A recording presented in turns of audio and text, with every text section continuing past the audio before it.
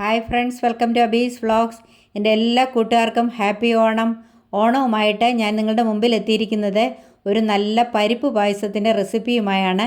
കടലപ്പരിപ്പ് പായസമാണ് ഞാനിവിടെ ഉണ്ടാക്കാൻ പോകുന്നത്. വീഡിയോയിലേക്ക് പോകുന്നതിന് മുമ്പായിട്ട് എൻ്റെ ചാനൽ ആരെങ്കിലും സബ്സ്ക്രൈബ് ചെയ്യാതെ ഉണ്ടെങ്കിൽ ഒന്ന് സബ്സ്ക്രൈബ് ചെയ്ത് സപ്പോർട്ട് ചെയ്യണേ. അടുത്തുള്ള ആ ബെല്ലൈക്കൺ കൂടി മറക്കാതെ ഒന്ന് എനാബിൾ ചെയ്യണേ. ഇതുവരെയും എനിക്ക് തന്ന എല്ലാ സപ്പോർട്ടിനും നന്ദി. തുടർന്നും എന്നെ സപ്പോർട്ട് ചെയ്യണം. അപ്പോൾ ഇനി നമുക്ക് വീഡിയോയിലേക്ക് പോകാം. പരിപ്പ് പായസം എങ്ങനെയാണ് ഉണ്ടാക്കുന്നതെന്നൊന്ന് നോക്കാം. കടലപ്പരിപ്പ് പായസം ഉണ്ടാക്കുന്നതിന് വേണ്ടി ഞാനിവിടെ ഒരു 250 ഗ്രാം കടലപ്പരിപ്പ് എടുത്തിട്ടുണ്ട്. ഇനി നമുക്കിതൊന്ന് കഴുകി വൃത്തിയാക്കി ഒരു കുക്കറിലിട്ടതൊന്ന് വേവിച്ചെടുക്കാം. ഇനി ഞാനിവിടെ ഒരു 1.5 തേങ്ങ തിരുമി എടുത്തിട്ടുണ്ട്. ഇതൊരു മിക്സിയുടെ ജാറിലിട്ട് ഒന്ന് അടിച്ച് ഇതിൻ്റെ പാലൊന്ന് പിഴിഞ്ഞെടുക്കാം. 1-ാം പാൽ, 2-ാം പാൽ, 3-ാം പാൽ എന്നിങ്ങനെ 3 പാലായിട്ട് നമുക്കിതൊന്ന് പിഴിഞ്ഞെടുക്കാം. പരിപ്പ് ഞാനിവിടെ കഴുകി വൃത്തിയാക്കി ഒരു കുക്കറിലേക്ക് എടുത്തിട്ടുണ്ട്. ഇതിലേക്ക് ഇനിയും എടുത്തു വെച്ചിരിക്കുന്ന 3-ാം പാൽ ചേർത്ത് കൊടുക്കാം. 3-ാം പാലിലാണ് ഇത് വേവിച്ചെടുക്കേണ്ടത്.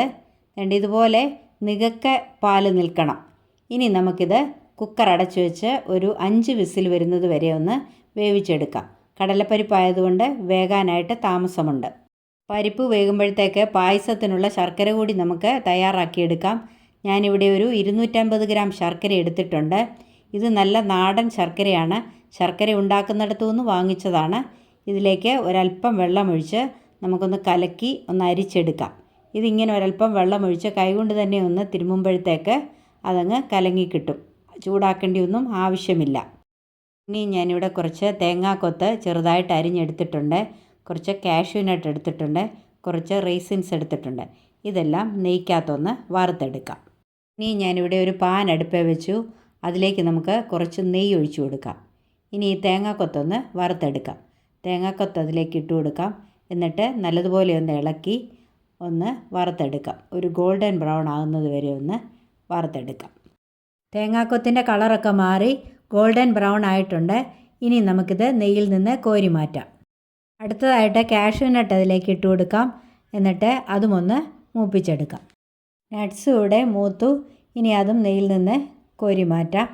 ഇനി നമുക്ക് ഇതിലേക്ക് റൈസിൻസ് കൂടി ഇട്ട് കൊടുക്കാം. അതും ഒന്ന് വറുത്തെടുക്കാം. റൈസിൻസും മൂത്തു. എല്ലാം നല്ല ബോൾ പോലെ ആയിട്ടുണ്ട്. ഇനി ഇതും നെയ്യിൽ നിന്ന് കോരി മാറ്റാം.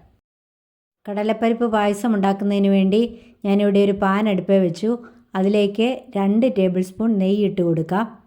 ഇനിയും വേവിച്ച് വെച്ചിരിക്കുന്ന കടലപ്പരിപ്പ് ഇതിലേക്ക് ഇട്ട് കൊടുക്കാം. എന്നിട്ട് നല്ലതുപോലെ ഒന്ന് ഇളക്കി ഒന്ന് വഴറ്റിയെടുക്കാം. ഈ നെയ്ക്കകത്ത് കിടന്ന് ഈ പരിപ്പ് നല്ലതുപോലെ ഒന്ന് വഴലണം. കടലപ്പരിപ്പ് നെയ്ക്കകത്തൊക്കെ വഴന്നു. ഇനി ഇതിലേക്ക് അരിച്ചു വെച്ചിരിക്കുന്ന ശർക്കര ചേർത്ത് കൊടുക്കാം. എന്നിട്ട് കുറച്ച് നേരം ഒന്ന് ഇളക്കി കൊടുക്കാം. ഇനി ഈ ശർക്കര നന്നായിട്ട് ഈ പരിപ്പയിലൊക്കെ ഒന്ന് പിടിക്കണം. അതിനുവേണ്ടി കുറച്ച് സമയം ഈ ശർക്കരയ്ക്കകത്ത് നമുക്ക് ഒന്ന് ഇളക്കി കൊടുക്കാം. ശർക്കര ചേർത്ത് കുറച്ച് സമയം ഒന്ന് ഇളക്കി കൊടുത്തപ്പോഴത്തേക്ക് ശർക്കര ആ പരിപ്പയിലൊക്കെ നന്നായിട്ട് പിടിച്ച് നല്ല റെഡി ആയിട്ടുണ്ട്. ഇനി നമുക്ക് ഈ സമയത്ത് എടുത്തു വച്ചിരിക്കുന്ന 2-ാം പാൽ ചേർത്ത് കൊടുക്കാം. എന്നിട്ട് നല്ലതുപോലെ ഒന്ന് ഇളക്കി കൊടുക്കാം. ഇനി ഈ പാലൊന്ന് പറ്റണം. അതുവരെയും നമുക്ക് ഒന്ന് ഇളക്കി കൊടുക്കാം. എല്ലാവർക്കും ഇഷ്ടപ്പെടുന്ന ഒരു പായസമാണ് കടലപ്പരിപ്പ് പായസം. തന്നെയുമല്ല, ഇത് പ്രോട്ടീനും ഫൈബറും ഒക്കെ ധാരാളം അടങ്ങിയിട്ടുള്ളതുകൊണ്ട് നല്ല ഹെൽത്തിയുമാണ്. നമ്മുടെ പായസത്തിൽ 2-ാം പാൽ ചേർത്ത് കൊടുത്തത് പറ്റി റെഡി ആയിട്ടുണ്ട്.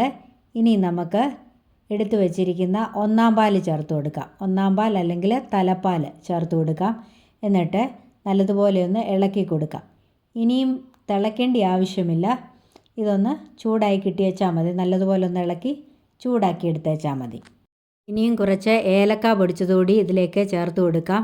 ഞാനിവിടെ ഏലക്കായും പഞ്ചസാരയും കൂടെ പൊടിച്ചതാണ്.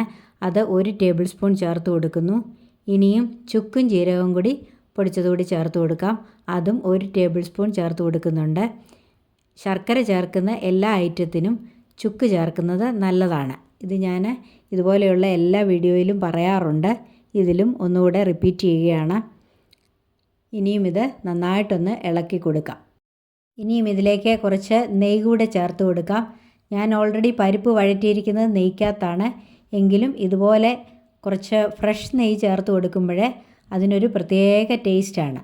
ഇനിയും നമുക്ക് വറുത്ത് വെച്ചിരിക്കുന്ന തേങ്ങാക്കൊത്തും കിസ്മിസും നട്ട്സും എല്ലാം കൂടെ ഇതിലേക്ക് ചേർത്ത് കൊടുക്കാം. എന്നിട്ട് ഒന്ന് ഇളക്കി കൊടുക്കാം. ഇനിയും ഏറ്റവും ലാസ്റ്റിലായിട്ട് 2 ഡ്രോപ്പ് വാനില എസൻസ് കൂടി ഇതിലേക്ക് ചേർത്ത് കൊടുക്കാം. അത് 2 ഡ്രോപ്പ് മാത്രം മതി. അത് വേണ്ടാത്തവർ സ്കിപ്പ് ചെയ്ത് കളയുകയും ചെയ്യാം. എങ്കിലും അത് ചേർക്കുമ്പോഴും ഒരു പ്രത്യേക ടേസ്റ്റാണ്. ഇത്രയേ ഉള്ളൂ. നമ്മുടെ കടലപ്പരിപ്പ് പായസം ഇവിടെ റെഡിയായി കഴിഞ്ഞു. ഇനിയും നമുക്ക് തീ ഓഫ് ചെയ്ത് ഇത് വാങ്ങി വയ്ക്കാം. അപ്പോൾ നമ്മുടെ സ്വാദിഷ്ടമായ കടലപ്പരിപ്പ് പായസം ഇവിടെ റെഡി ആയിട്ടുണ്ട്. ഇത് ഓണത്തിനുണ്ടാക്കാൻ പറ്റിയൊരു പായസമാണ്. ഇത് യമ്മിയാണെന്ന് മാത്രമല്ല ഹെൽത്തിയുമാണ്. ഇതുപോലെ എല്ലാവരും ഒന്ന് ഉണ്ടാക്കി നോക്കണം. എന്നിട്ട് എൻ്റെ വീഡിയോ ഇഷ്ടപ്പെട്ടെങ്കിൽ ഒന്ന് ലൈക്ക് ചെയ്യണം, കമൻറ്റ് ചെയ്യണം, മറ്റുള്ളവർക്കൊക്കെ ഒന്ന് ഷെയർ ചെയ്ത് കൊടുത്ത് എന്നെ ഒന്ന് സപ്പോർട്ട് ചെയ്യണം. ഇതുവരെയും എനിക്ക് തന്ന എല്ലാ സപ്പോർട്ടിനും നന്ദി. എൻ്റെ എല്ലാ കൂട്ടുകാർക്കും ഒരിക്കൽ കൂടി ഓണാശംസകൾ നേരുന്നു. മറ്റൊരു വീഡിയോയുമായി കാണാം. Till then bye bye, take care, thank you.